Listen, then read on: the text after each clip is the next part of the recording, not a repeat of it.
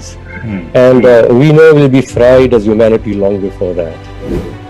We spend too much time talking about technology, whereas I think that the future... Swast India, and we are at Bank of Baroda Mughal tent.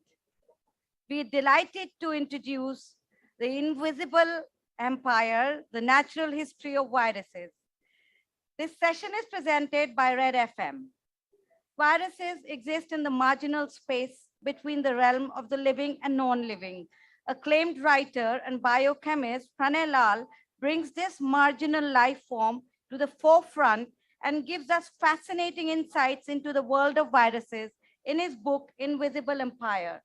He masterfully examines the most abundant life form on Earth with great attention to detail in his book that is replete with vivid illustrations and rare photographs.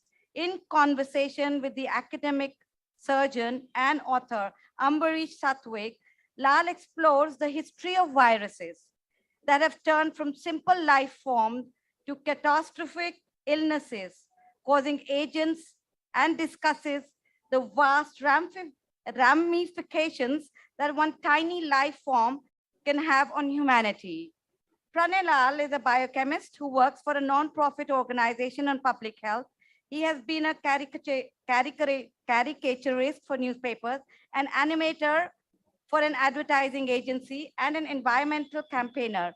His first book, Indica, A Deep Natural History of the Indian Subcontinent, won the Best Non-Fiction Debut Award at the Tata Lit Fest in 2017, among others.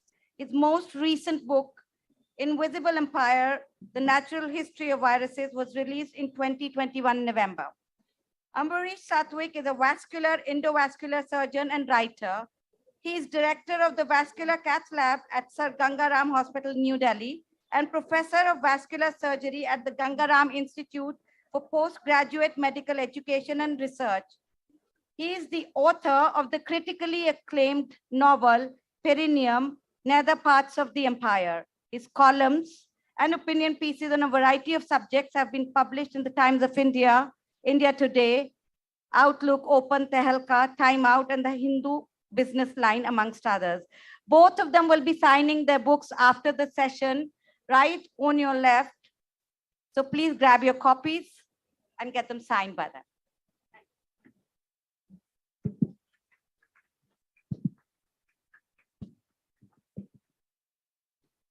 Good afternoon. Am I audible? Right. We'll do this informally. I don't know. This looks like a shadi wali seat, but we can stand up, and Pranay has half a mind of actually sitting there. But thank you all for coming. I'm delighted to be here. My name is Ambarish Satwik. This is Pranay Lal, and Pranay has achieved the remarkable feat of writing a book on viruses. It's called Invisible Empire. This book was conceived and written in the dark, saturnine shadow of a global pandemic caused by a virus. But the book has absolutely no mention of SARS-CoV-2, the virus which has currently taken a shine to humankind.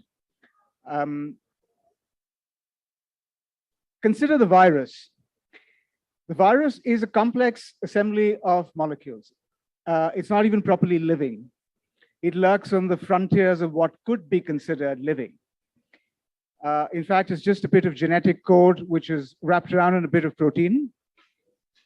And if you have these purified components, if you have the right kind of nucleic acid and you have the right kind of protein, and you mix it in water and adjust for pH and salt and temperature, these purified constituents will spontaneously assemble and become viruses.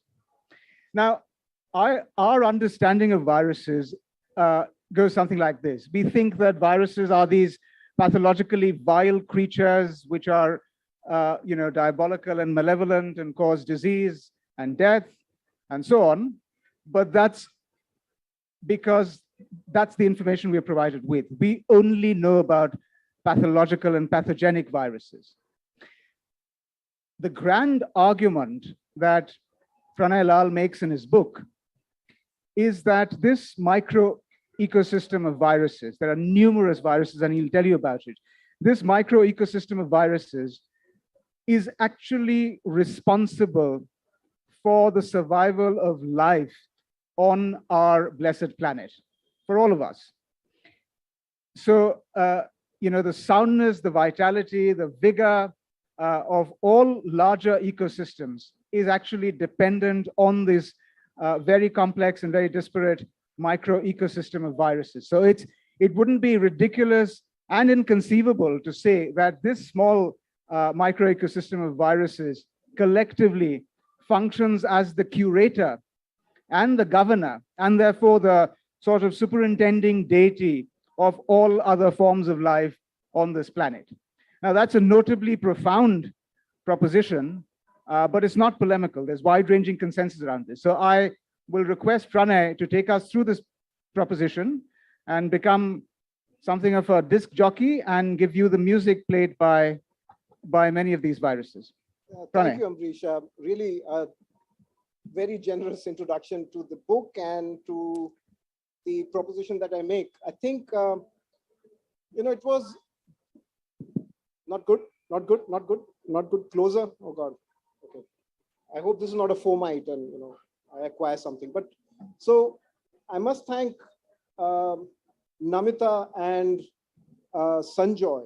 This was I think in February 2020, or maybe slightly earlier, when JLF itself was, perhaps contemplating whether they should go virtual or because of the onset of the pandemic.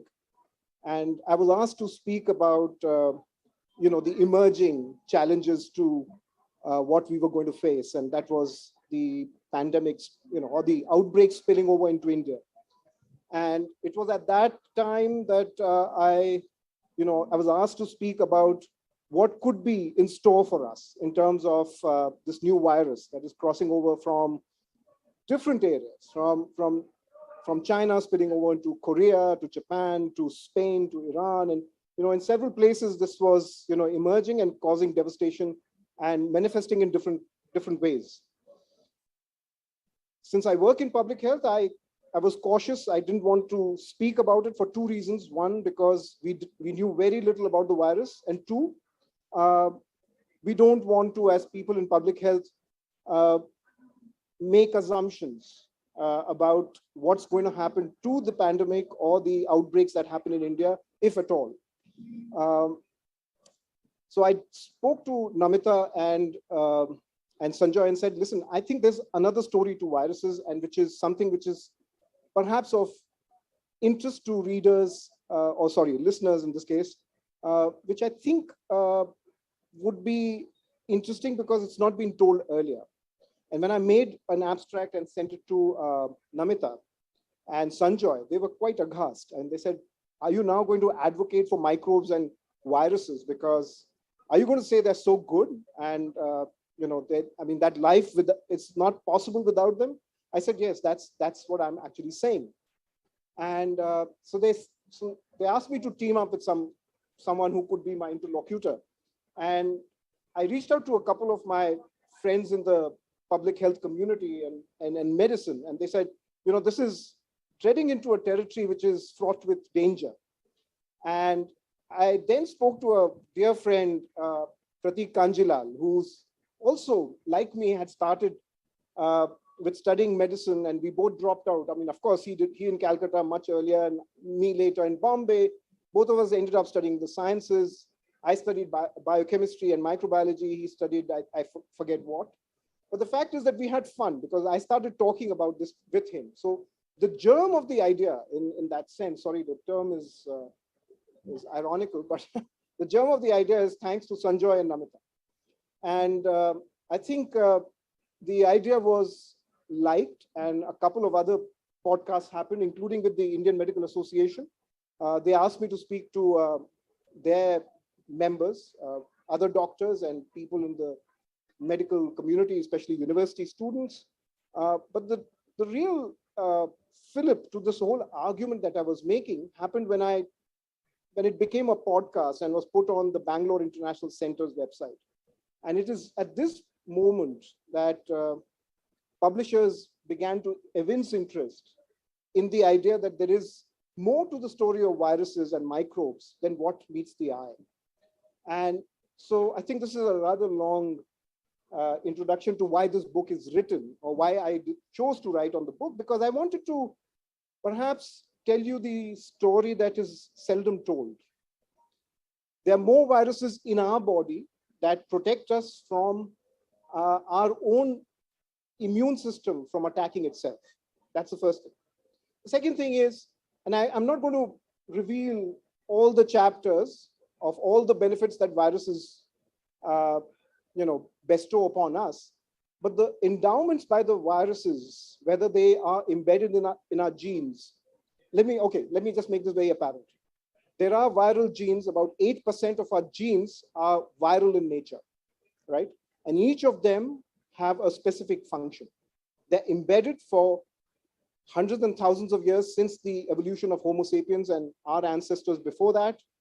And they serve a very specific function. In fact, the fact that we give birth, live birth, our placenta, is something that has been conspired by the genes that the viruses have given us. Okay, had that not happened, we would be, speaking to each other possibly in clucks and clicks and tweets and quacks, because we would perhaps be something like the birds. That's perhaps the most advanced, or there's no such thing as advanced, but in the tree of evolution, the last creatures to evolve that are still egg-laying are the birds and the snakes. They diverge nearly the same time from the reptilian tree. So perhaps we would have been there in the tree of life. So that chance infection, which made the mammals endowed with that ability to give live birth, is something that is one of the stories that I talk about. And there's several stories. I talk about beauty. I talk about how we have misunderstood or underappreciated viruses for so many things, including a glass of wine that you pick up this evening. The domestication of grapes has happened because viruses enabled grapes to become less toxic, more fruity, more pulpy, and all those things that make good grapes edible and make grapes worthy of being fermented into making great wine. So there are 15 stories in the entire book, and I talk about a range of things, including the way we breathe. We won't be able to breathe had viruses not been there. The free oxygen that exists on the planet is largely because viruses are working overtime in the oceans, in the ponds, in the wells, in the rivers, and creating oxygen with us, for us rather, with partnership, or rather with the predation of blue-green bacteria. So I'm not going to, I keep saying this, I'm not going to tell you all the stories, but this is the enormity of the contribution of viruses and the microbial world per se that we need to understand. You and I being born as live birth, the fact that every breath that you're taking now has the hand, or rather the tail or something of the virus. The gene of a virus is enabling that, right? And even the food that you have, the bunchiness of grapes, the beauty of tulips, the fact that rice ripens at the same time.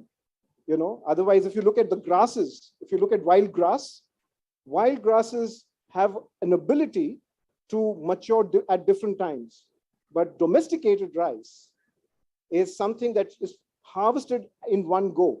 And that possibility happened because of an infection caused by viruses. So I'm going to stop here, and I'm not going to sell my book anymore. Please go and buy it. It helps a poor author like me, and of course, Ambarish's book, which is spectacular. I must also, I'm not, unfortunately, the session is called Invisible Empire, but his book is incredible, and you must, if you enjoy historical nonfiction or historical fiction in some cases, it's a superlative book. And the common thing about both our books, other than the pathogens, is the word empire, because he talks about the British Empire, of how medicalization happened, or the side stories of the medicalization during the period of the empire. And mine is about an empire that we don't see. So I'm not going to talk anymore and hand it over to you. So Well, the session isn't over. But I'm going to pick on some of the stories that Pranay tells. And, my wife is a gynecologist, and she's an absolute fundamentalist when it comes to natural birthing. She detests cesarean sections. And one of the consequences of a large-scale cesarean section is that the child doesn't come out of the birth canal. And because the neonate isn't coming out of the birth canal, the neonate is not inoculated with the flora, the microbial flora of the birth canal. And this has wide-ranging implications for the infant. It is believed that, and this is just picking on some of the stuff that Pranay mentioned, you must start thinking of yourself as the first person plural, okay? Because there are 10 times more microorganisms in your body than there are human cells. So you're just an elaborate and very complex vessel that has been optimized for the growth, development, and dissemination of all these viruses. And one of the stories that I'd like to tell you is that of our microbiome, the gut flora that we have. Now, this is a complex arrangement where there are numerous bacteria that inhabit our gut, our intestines, and they're kept in check by viruses which are called phages, bacteriophages. These are viruses that eat or consume bacteria.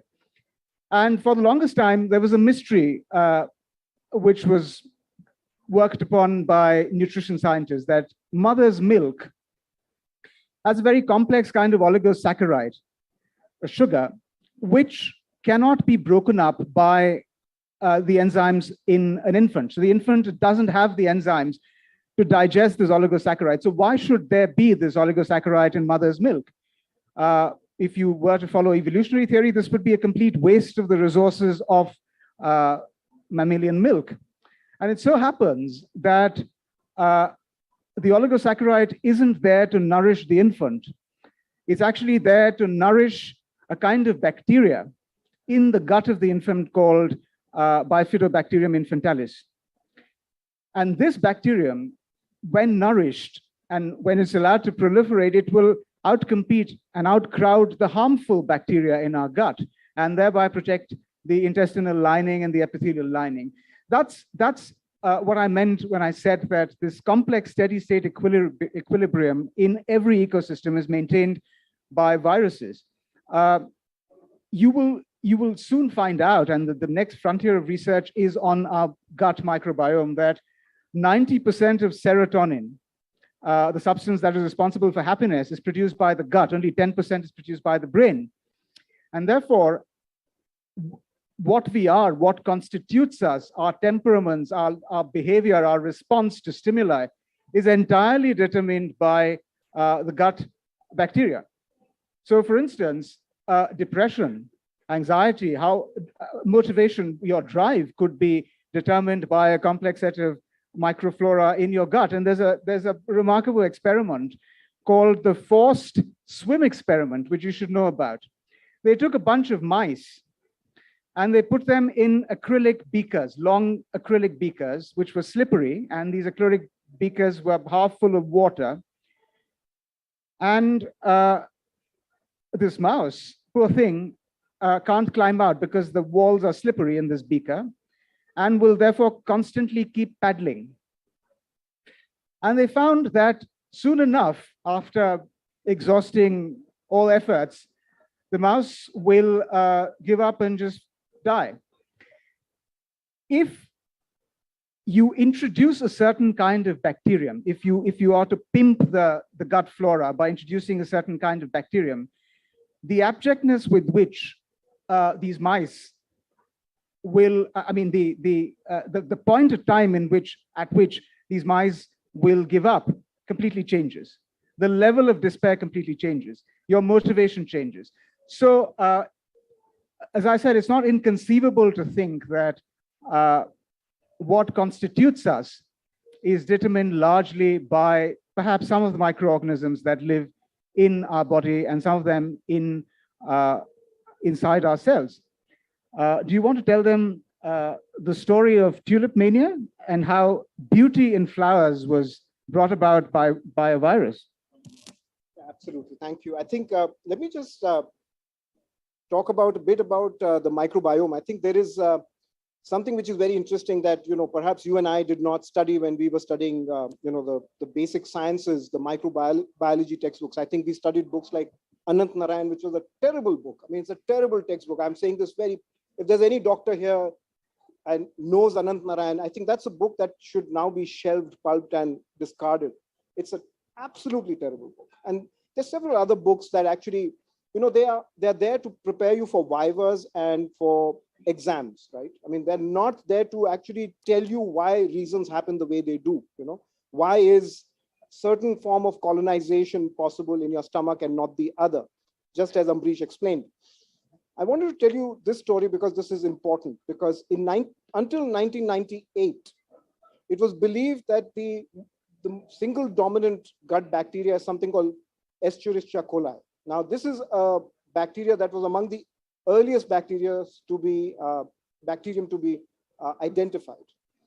And this belief that because it is so easy to culture and it's so easy to find E. coli in your stool, when you send that stool for testing, for medical testing, it's one of the first organisms that you find in the stool. So the obvious thing that pathologists of the time thought was that this is the dominant creature, dominant microbe in your stomach. Well, that's not true, because it's only in 1989 onwards that we found that actually E. coli is less than 1%. There are other organisms that actually contribute more significantly to the digestion of food, to the assimilation of food, to the reprocessing of food, to breaking down food by one bacteria and given to another, right?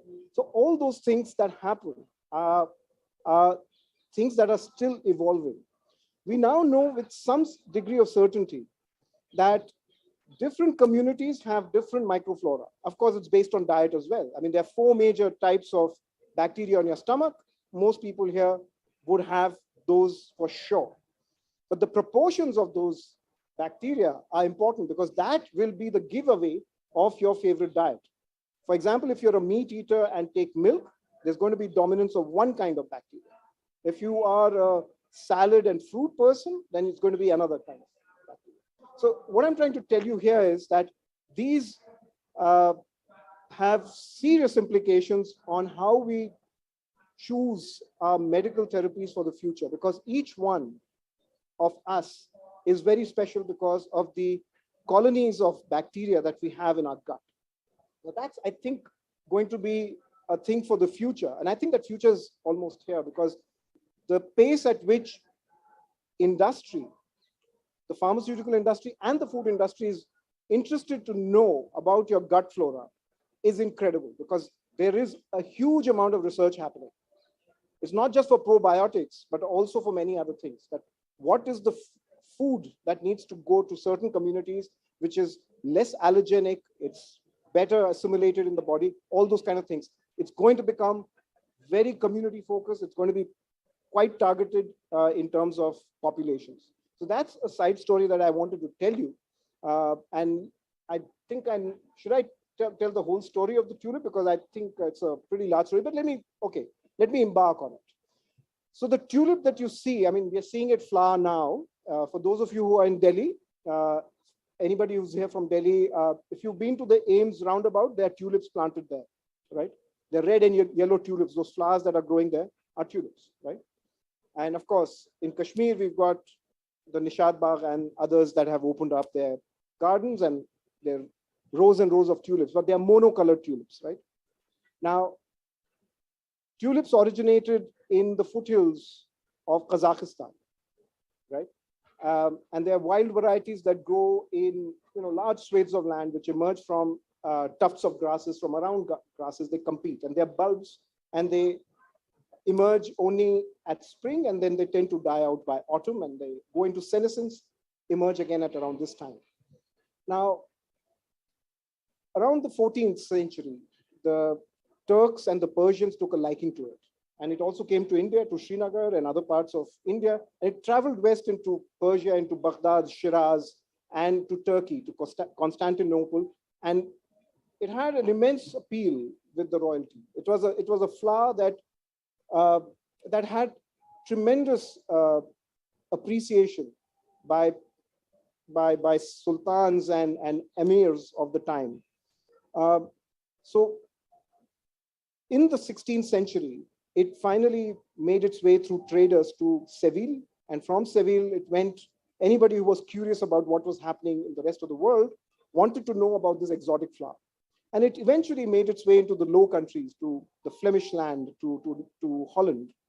And it's in this part that flowers of the tulip actually became what they are, what caused them to become an extremely desirable life form, which they were not so until that time. When they were planted in rows for the first time in Leiden, it's a very beautiful university town in Holland. There were also plum trees and cherry trees that were planted alongside in the orchard. And there is a virus which is called the Poti virus. Now, don't get ideas, because it actually stands for potato Y virus. And it's called potato Y virus because it was first seen or rather discovered in potatoes, but it was perhaps pre-existent in the plum and the cherries and the entire family of apricots and others. And it was the virus which found a new host in the tulip when it was budding. It infected it. The first year you had monotone, the yellows and the reds that came from Kazakhstan, or from Seville in this case. They stayed that way, but gradually over the next couple of seasons, they started to show very distinct patterns, and they were gorgeous patterns. In fact, they were so beautiful that it created a craze, not just in the fact that people wanted to acquire them, but also in the world of art.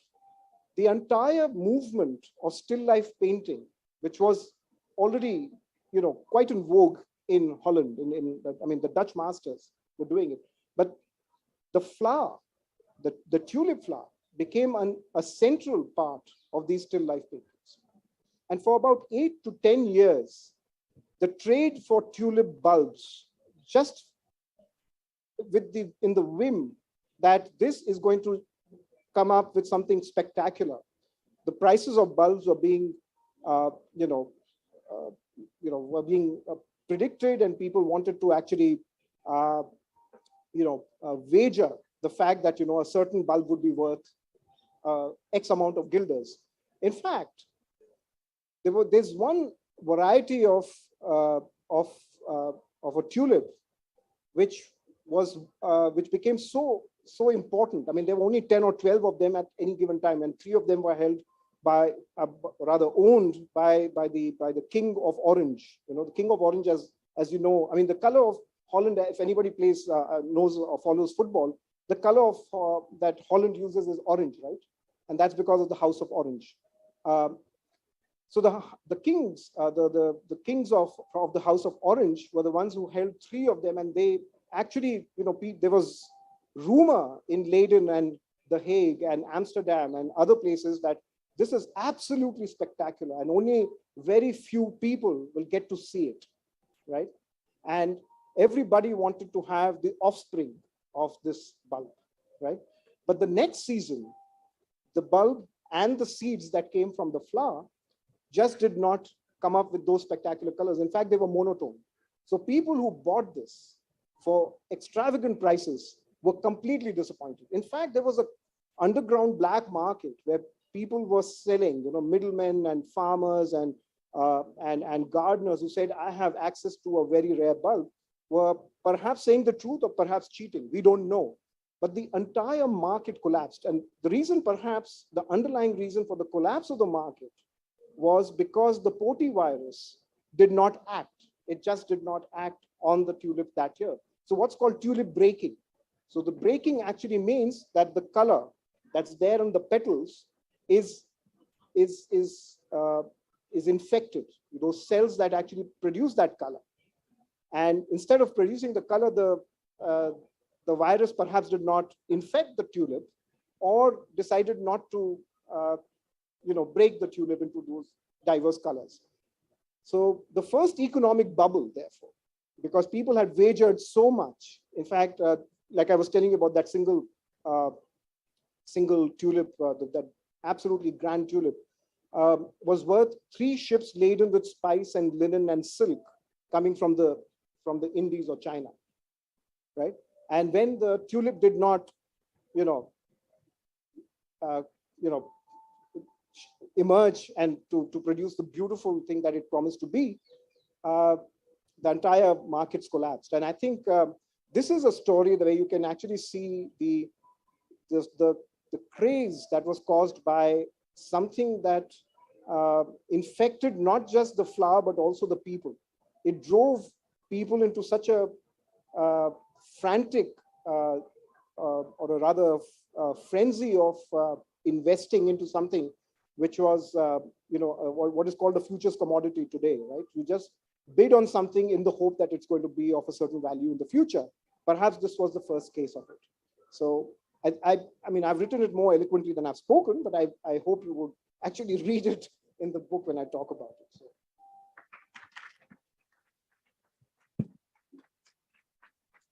I'm going to tell you one final story and then we'll open up for Q&A. So viruses evolve, and they evolve entirely in a direction which will give it survival advantage. So for instance, when the virus infects a host, it needs to also exit the host to find a new kind of shag pad, as they say, or another host to take its babies. If it's unable to do that, it's going to be fried by the immune system of the host, or will get killed with the quarry. Therefore, it needs to move and find another host. Now, Ebola, for instance, is a stupid virus because Ebola gives you this trippingly vile hemorrhagic fever. You bleed into every recess, into every organ, you bleed into your skin. And death by Ebola is spectacular because it's like the bursting of an overripe fruit. Everybody will stay away from an Ebola victim. Anybody with the slightest instinct of self-preservation will stay away from it. A successful virus is a kind of virus that leaps from host to host before they manifest symptoms because you don't know. So the common cold virus, for instance, gives you a sense that you've caught a cold, all right? And what happens when you catch a cold? You go inside and you're ensconced inside, you huddle, you snuggle with others, you're indoors, and that's how the virus is able to infect others. This is a successful virus. It doesn't kill the host. So is a successful virus a predatory machine? Perhaps not. Perhaps a mild and tame virus is the more successful virus. And the story goes something like this. In Australia, in the late 19th century, European settlers came and they got with them these European rabbits. And these rabbits started populating Australia. And due to vastly luxuriant conditions on such a vast continent, they bred themselves into 1 billion rabbits by 1950. Now, they were a menace to farming and to other activities. So they decided to experimentally inoculate these viruses and kill them off. So they decided to inoculate these rabbits with a particular kind of virus, which is called the myxoma virus. Now, myxoma virus gives you a fibrous tumor after infection. And this tumor kind of cripples the immune system and it metastasizes, disseminates through the body, ends up affecting vital organs and killing off the rabbit. Now, when these infections started happening, the case fatality rate of the rabbit myxoma virus was consummate. It was 99.8%. So the virus killed off 99.8% of the rabbits that it infected. And this was experimentally inoculated to cull the population of rabbits in Australia. But it needed a vector to move from rabbit to rabbit. This is a stupid virus. Remember, it is not particularly good in the transmission department. It's very good in the killing off department, which isn't helpful. So it needs a vector. So the vector usually is a flea or a mosquito, which would kind of dip its proboscis, its mouthparts, into the tumor under the skin. But that would mean that it needs these kind of stereotactic abilities to locate the tumor and a serendipitous strike rate when it hits the tumor. And it needs to find the infected rabbit before the virus is able to kill off the rabbit. So it's a stupid virus. And this meant that the virus had to kind of rejig its virulence. It had to become less virulent and less lethal to the rabbit. Now, this becoming less lethal isn't this dialing down of virulence isn't really a rejigging campaign. It's an accidental mutation that happens, which allows for lesser virulence. And because this is the more successful virus, it manages to outcompete the more lethal viruses. And within 7 years, the virus, which had a case fatality rate of 99.8%, the case fatality rate dropped down to roughly 20 to 25%. Therefore, viruses can learn to become smart. Consider the gnomic and audacious life cycle of these microbes. You know, Toxoplasma gondii is a protozoan parasite. It is usually found in cats, but it can infect others as well.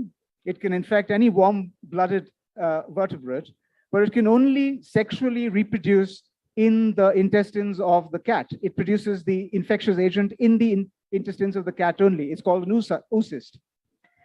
Now, this infectious agent is coming out of the cat through its excreta. It's consumed by birds and rodents, and Toxoplasma manages to infect birds and rodents. It produces, so birds and rodents are intermediate hosts, and it produces these forms which get stuck in the rodent. They get stuck in the muscle tissue and the brain tissue of these rodents and birds.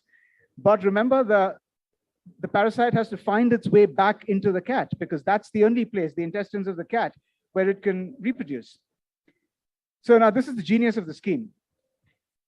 This little parasite, microscopic, finds its way to the brain. It doesn't cause any great violence in the brain, but it brings about a change in the behavior of the rodent.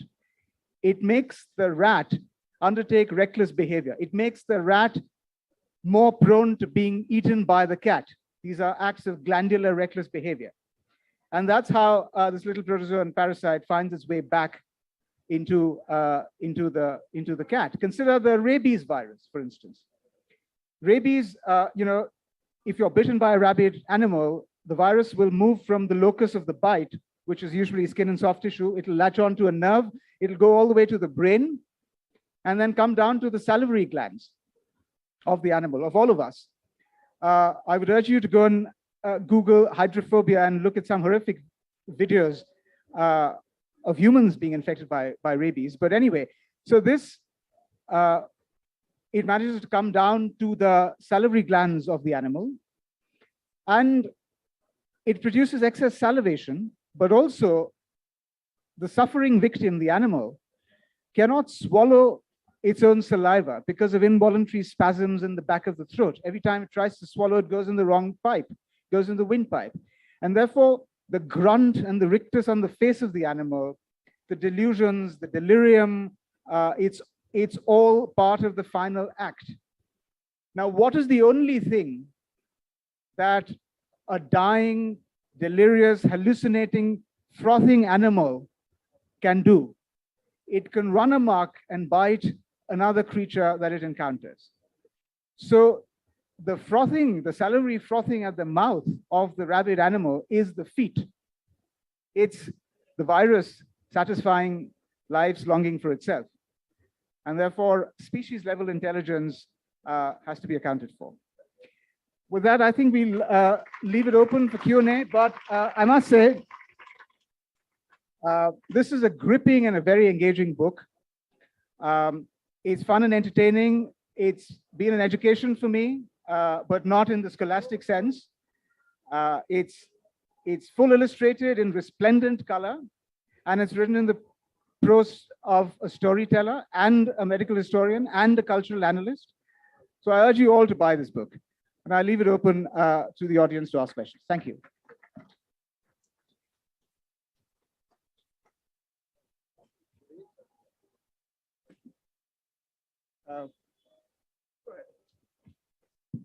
Hello, am I audible? Good afternoon, sir. It was a very enlightening session. Thank you so much. My first question is for Ambarish, sir. Sir, you said that colostrum has only those oligosaccharides, you said. But as far as I know, I think there are some various immunoglobulins also that help strengthen the immune system of the baby. It is a bit out of topic, but it is much debated. That what do you say? I would like to know your advice. Is colostrum advisable for a child struggling from lactose intolerance or not? Because it is a much debated topic. My second question for Pranay sir. Sir, many people I have come across that they are doing a sort of an anthropological study of the viruses, that kind of the historical viruses that have afflicted the humanity. So they are trying to find the links on the future, that as to if we could find any correlation between that thing. So what's your point of view on that? These two questions. Thank you so much. Thank you. These oligosaccharides aren't the only components in colostrum or mother's milk. There are numerous other proteins, and as you correctly said, immunoglobulins, which also provide intestinal immunity. I'm not a pediatric nutritionist, so I cannot qualify, I cannot answer and respond to your query about, what was it, whether it should be given to lactose intolerance. Look, the colostrum is the first produce. Okay, it's not synonymous with mother's milk. Okay, but I guess you'll have to take that query to an expert. Was there another question for me or to Pranay? Right. I think your question was on Cerro archaeology and things like that, right? So I have written 2 chapters on a disease which happened in parallel to the Black Death and after. And it's a mysterious disease, perhaps related to the hantavirus. So I urge you to buy my book. And I also look at a story that we thought we knew very well, and we've eradicated the disease. It's the only eradicated disease among humans, which is smallpox. But the discoveries that we're making in Viking graves or graves in monks or in Lithuania, we are able to isolate DNA of the smallpox. And the stories that DNA is telling us is something very, very strange. So I urge you again to understand the hantavirus that happened in Europe. Remember that hantavirus, Hanta is named after a river in Korea, but this Hanta existed in Europe, especially in England, right? So I want you to actually read it, because there is very exciting work happening on what's called Cerro archaeology, looking at the genes and the serum of existing populations, as well as the DNA that we are able to isolate, or any other protein that we are able to isolate from the remains. One of the best places to find remains is, of course, if you're able to find a latrine. So lots of people are actually going to Roman baths and latrines to find and scrape. If they're able to find anything there, there's lots of rich information in that. So yeah, but buy my book, That's all I can say. I think the lady, right. Hello, I'm Dr. Shalini, physician and diabetologist from Ahmedabad. So it was a different and a very interesting aspect of viruses, which we don't read in Anant Narayan, definitely. Yeah. So what I wanted to know, and it's not related to the virus which you passed, which I'm sure all of us would want to know about, is SARS-CoV. As you said, myxoma virus became less prevalent, and we are just hoping that the same happens to SARS-CoV-2. What I was wondering was, how is it going? Do you have any idea how it will actually affect the future generation, their genes? And are we all going to change genetically subsequently? So I'm not a soothsayer, and it's a fool's game to predict. But just to respond to that question, one of the reasons, in fact, there's a paper that's recently come out on long COVID, and what are some of the predisposing conditions that would cause long COVID. And they could identify 4 distinct markers. And one of these was that there's a kind of virus called the Epstein-Barr virus. All of us have been infected by the Epstein-Barr virus, and the Epstein-Barr virus lives inside of us. It lives inside the nucleus of human cells in what is known as an episome. In case the Epstein-Barr virus is reactivated due to SARS-CoV-2 infection, it produces long COVID. It's one of the reasons of getting long COVID. So to answer to your specific query about if there will be some lasting consequences of SARS-CoV-2 infection, I wouldn't know. And I think that's for a virologist to respond to. Yes, please. I am a fan of all these kinds of document I've watched, but my question is a little lighthearted. The bacteria people say that the world is run by bacteria. The fungus people say that the world is run by fungi, and the virus. I mean, so if aliens came tomorrow, and they had to decide that this planet is the planet of viruses or bacteria or fungi, which one do you think it would be? See, it's a good question, but for example, somebody like Harold Urey and even Louis Pasteur said that if you were to eliminate all insects, the world would collapse, right? And I think he was talking from the perspective, both of them were talking from the perspective of human beings, right? Of course, there are lots of viruses and bacteria and fungi that depend on insects, right? For their, not only as substrate for growth, but also for their dissemination. The fact is that viruses need a host, and therefore, and all creatures also need viruses. How else would you control populations? How else would you push the boundaries of evolution? I write in my preface that after the sun and tectonic plate movement, the viruses are perhaps the single largest force of nature in terms of evolutionary engine that is powered.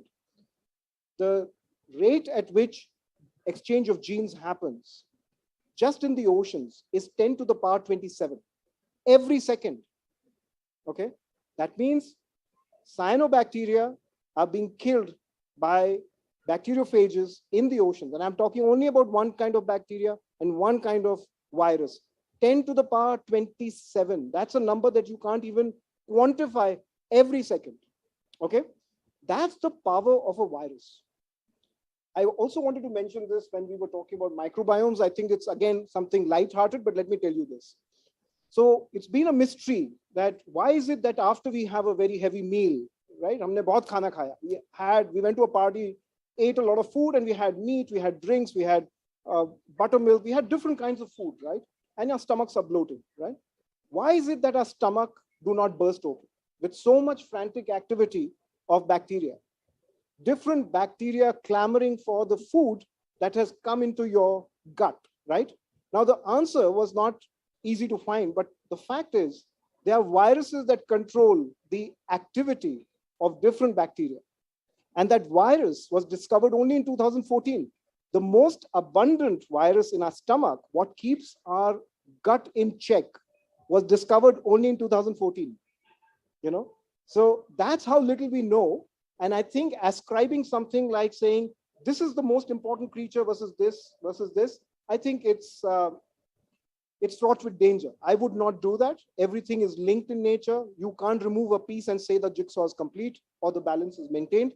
I think it's something that we should not do that. It's a very simplistic way to say, I'm going to conserve this, I'm not going to conserve this. I think that's a wrong notion to have. Just one second. I think the gentleman here has been waiting for I think, all right, please. That's going to be the final question because I believe we've got our cue.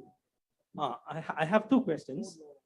The first question is to understand how the viral gene gets into the body. Is it because of a reaction to the virus in terms of a mutation to safeguard the body?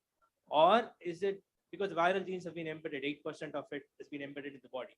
Is it their genes which are getting embedded, or is it the genetic system in our body mutating in reaction to the virus, causing a footprint of the infection inside our body? That's my first question. Second question is, if you look at statistical mechanics, physics, right? You have macro rules in thermodynamics. These macro rules of thermodynamics are essentially derived from micro rules in terms of so many molecules, how they interact, and then you get into a macro rule. Similarly, if you look at the biome and other microbes, they are interacting in a certain way, and there are so many of them interacting. As a result, you create a macro manifestation of that interaction. Like you said, gut itself has got like some 3 or 4 kinds of guts. So depending on that kind of a macro manifestation of the micro world, is it possible to classify that because something like this is what is attempted, maybe without knowing this aspect in Ayurveda. If you look at it, in Ayurveda, they classify Vata, Pitta, Kapha, something like that.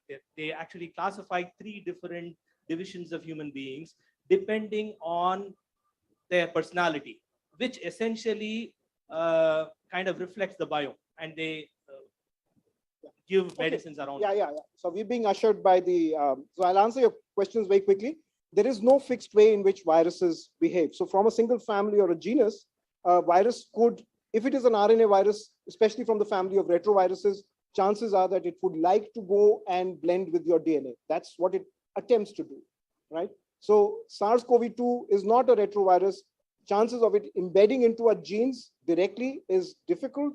It's going to be a long shot. There are going to be 2 or 3 steps before it can attempt to do that. That's the first answer. So therefore, there are 3 or 4 different models in which viruses work, even from the same genus. There's no single pattern. To your second question about thermodynamics and the virus, if you're going to buy my book, I think it's footnote number 37 to 39. You have the answers because I compare viral entry, multiplication, and exit to rules of thermodynamics. So I would urge you to again buy my book. I can't do more hard sell than this. Thank you so much. Thank you all. Thank you very much for coming. Yeah, so thanks Pranay and thanks Ambarish. We also thank Red FM. Both the authors are available to sign their books. They are both virus and bacteria protected, but you are still advised to wear your masks as you queue up. Thank you.